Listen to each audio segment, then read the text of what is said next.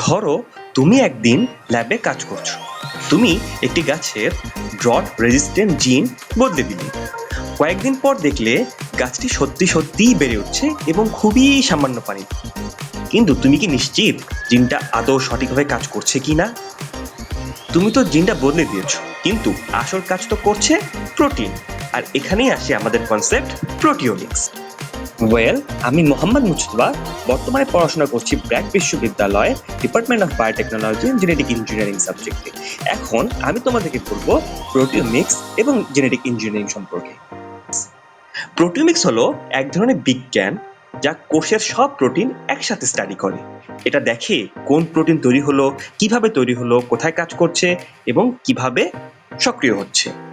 যদি সহজভাবে বলি, জিনোমিক্স হলো জিনের ভাষা আর প্রোটিওমিক্স হলো জিনের ফলাফল।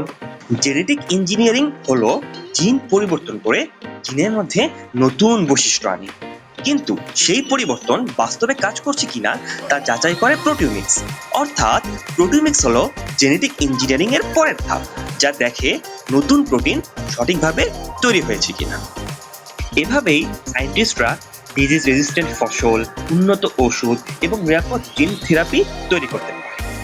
প্রোটিওমিক্স ব্যবহারে সায়েন্টিস্টরা কয়েকটি টেকনিক ব্যবহার করে, যেমন 2D জেল ইলেক্ট্রোফোরেসিস, যেটি প্রোটিনকে আলাদা করতে বা ডিফারেন্সিয়েট করতে হেল্প করে। এছাড়া রয়েছে মাস স্পেকট্রোমেট্রি, যেটা প্রোটিনের স্ট্রাকচার গঠনে সাহায্য করে। এছাড়া বায়োইনফরমেটিক্স টুলস রয়েছে, যেটা প্রোটিনের ডেটা বিশ্লেষণ করতে সাহায্য করে। এর পাশাপাশি এসব টুলস প্রোটিনের পরিচয়, ফোল্ডিং এবং ইন্টারঅ্যাকশন বুঝতেও আমাদেরকে সাহায্য করে থাকে।